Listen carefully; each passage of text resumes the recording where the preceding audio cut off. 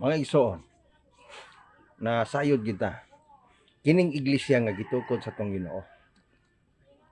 Nahibalo ba ta nga ang iglesia nga gitukod sa tong Ginoo nagdala sa gugma, nagdala sa pagkamanggitagon, nagdala sa pagkamaluluyon, dayon nagdala sa panaghiusa, o nagdala ang iglesia nga gitukod sa tong Ginoo madinawaton sa tanang magtotoo.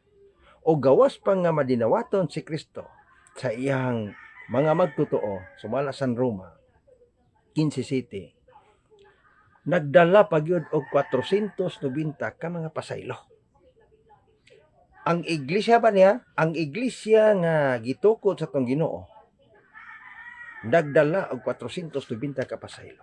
Kung dunay nadungog ninyong nakita og nakapamatuon nga sila ang iglesia gitukod sa tong Ginoo. Ha, bantay ha? Sila ang iglesia o simbahan nga gitukod sa tong Ginoo.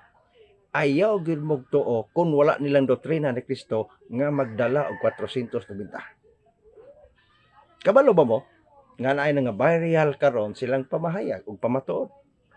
Apan ang pangutana?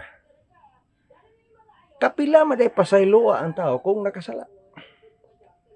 Ingon ang Ginoo, Ginoo, kung mahurot na ang 490, pwede na nato kasuhan ang tao? Pwede na nato presuhon ang tao? Pwede na nato inunta laglagon ang kinabuhi sa tao?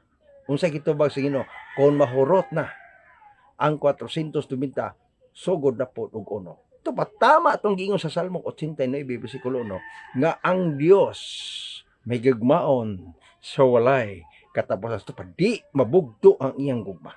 Way pagbugto ang iyang gugma kay siya na ang tinuod nga iglesia nga gitukod sa tong Ginoo. Diri sa piniling nasod, nakita ba diha ni Paulino ang kuigapay ang 490? Yes! Sa to pa kining piniling nasod nga gidumalahan yung kuigapay ni atong tuig 1956-57 na registered sa Chinese Commission wala sa 33 AD. Kay ang 33 AD bakak og dili tinuod